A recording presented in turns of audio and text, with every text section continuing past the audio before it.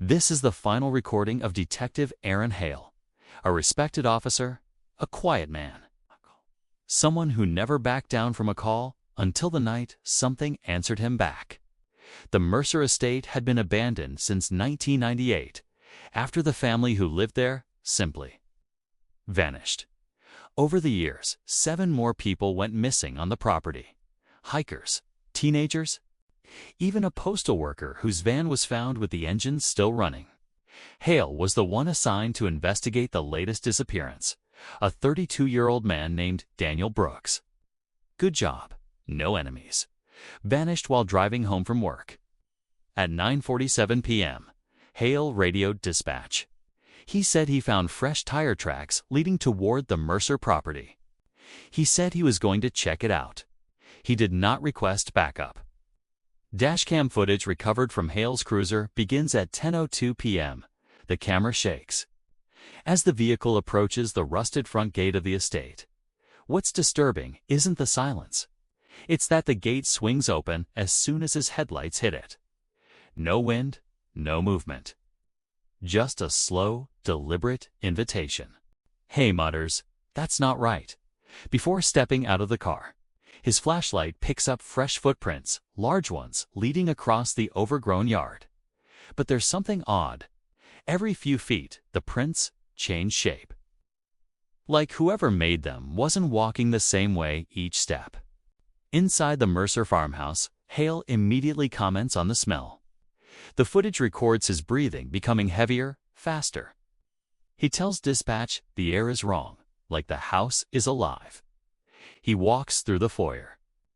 Every single door in the house is slightly open, not wide, not shut. Just open enough for someone to watch him from inside. Then something slams. A door at the far end of the hall slams with enough force to shake the frame. Hale draws his weapon. He calls out, "Police, show yourself." Silence answers him until his radio crackles. The voice that comes through is not dispatch. It stutters, breaks, twists. "H. Hale. Leave, not H. Human." He asks who the hell it is. No reply. When Hale turns, the body cam captures a tall, crooked shadow standing at the opposite end of the hall. It's motionless, its limbs too long, its posture wrong, like a person trying to remember how to stand. Hale turns his light on it and it vanishes instantly, the frame tearing with static. He whispers, "What the hell was that?" But he keeps going. The basement door is slightly open. Hale pushes it with one finger. It groans like something breathing out. The staircase down is steep, uneven, coated with dust, except for the bottom 3 steps. Those are clean, recently used. As Hale descends, his flashlight flickers. The bodycam audio picks up a faint cry, a woman's voice echoing from deep in the basement. Hale calls out. No answer. Then he reaches the bottom. The entire room is covered in missing person posters, some decades old, some new, some of people whose cases were still open, all torn at the edges, as if handled over and over by someone with shaking hands. Against the far wall, a reel-to-reel tape recorder spins slowly. It's playing a loop of screams, looping, reversing, distorting, not just one voice, dozens. Hale shouts, "Daniel. Daniel Brooks." Something moves behind the posters.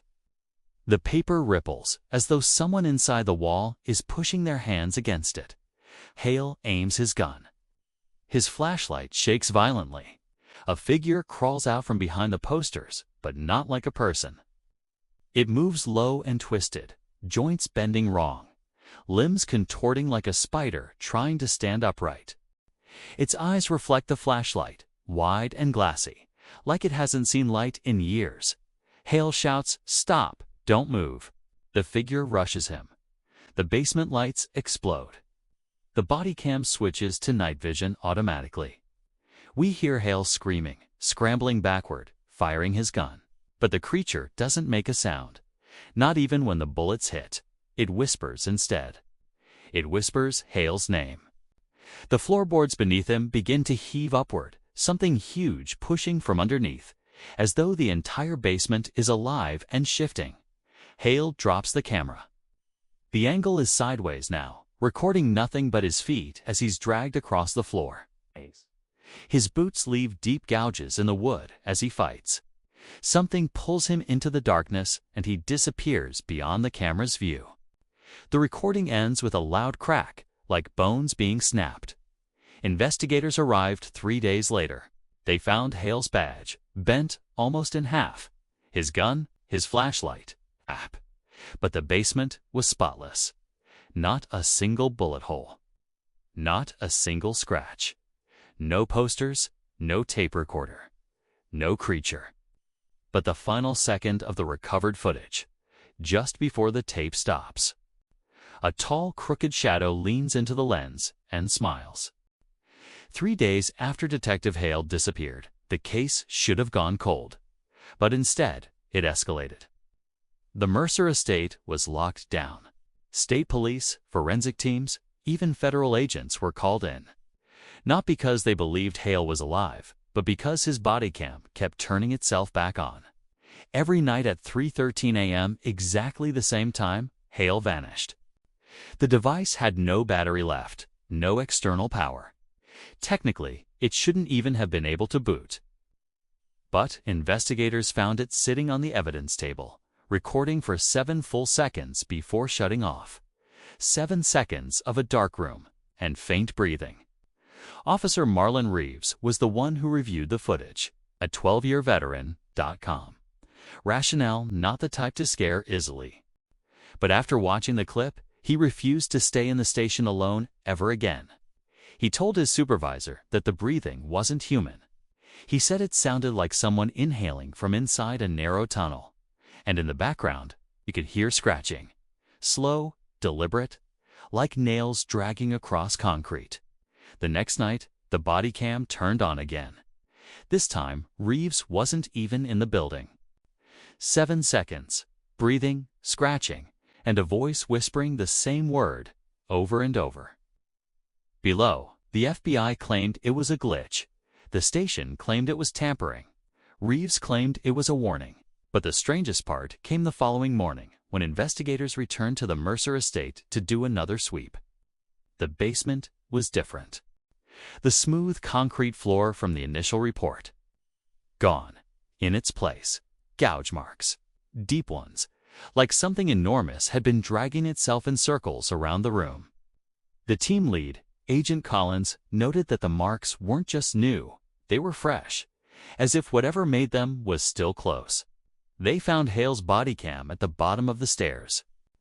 But that didn't make sense. It had already been logged, sealed, and transported to evidence. This was a second one. Identical. Same scratches, same dents, same dried smear on the lens. It shouldn't have existed. Collins ordered the basement bricked up. No more searches, no more evidence removal. He said the case was being elevated to a containment issue. But that night, at 3:13 a.m., both body cams powered on the original one in the evidence locker, and the second one sealed at the estate. They recorded simultaneously, 7 seconds each. The first camera recorded what sounded like something pacing, heavy, slow, breathing in sharp bursts, like it was excited. The second camera recorded something else. Footsteps, human ones. A man's voice choking, whispering, "Don't follow." Reeves swore the voice belonged to Hale. Collins shut the recordings down and declared everyone under a gag order. But secrets don't stay secrets in small towns, and in less than 48 hours, rumors spread that the Mercer Estate was being demolished. But demolition never happened. Because on the morning the bulldozers arrived, the basement door wasn't where it used to be. Workers found it on the opposite side of the house, embedded into a wall that had never contained a doorway. And behind that door, instead of stairs, was a tunnel, narrow, earthen, freshly dug. And it went straight down. Reeves argued against entering the tunnel. He said the cameras were warnings. He said Hale was trying to tell them to leave whatever was under the estate alone. But Collins didn't believe in warnings. He believed in answers. He went down first. The tunnel twisted sharply, the walls packed tight, clawed in places. About 30 feet down, the group found something staggering: Hale's notebook. It was open. The last entry written in frantic, jagged handwriting. "It can hear our light." No one understood what that meant, not until Collins turned on his flashlight to read the next line. The dirt walls began to shift. Slowly, at first, then violently, like something behind them was waking up. Reeves screamed for everyone to retreat. The tunnel ceiling pulsed, buckled, then began collapsing. Collins ran last, but something grabbed him by the leg and dragged him back. The team sprinted out of the tunnel as the ground caved in behind them. Collins's screams echoed until the earth swallowed the last of them. Afterward, the state declared the estate structurally unsafe and shut it down. They claimed Collins fell into an unstable cavity. They claimed no creature was found. They claimed Hale's death was unresolved. Reeves quit the force 3 days later. His resignation letter was one sentence long. "It's not the house, it's what lives beneath it." The case remains open. The recordings still activate at 3:13 a.m. and last night for the first time. The voice on the body cam didn't whisper below. It whispered, "I'm coming up." Thanks for watching. We hope you enjoyed this journey into the unknown. Don't forget to comment what you want to see next, and we'll do our best to bring your darkest curiosities to light. Until next time.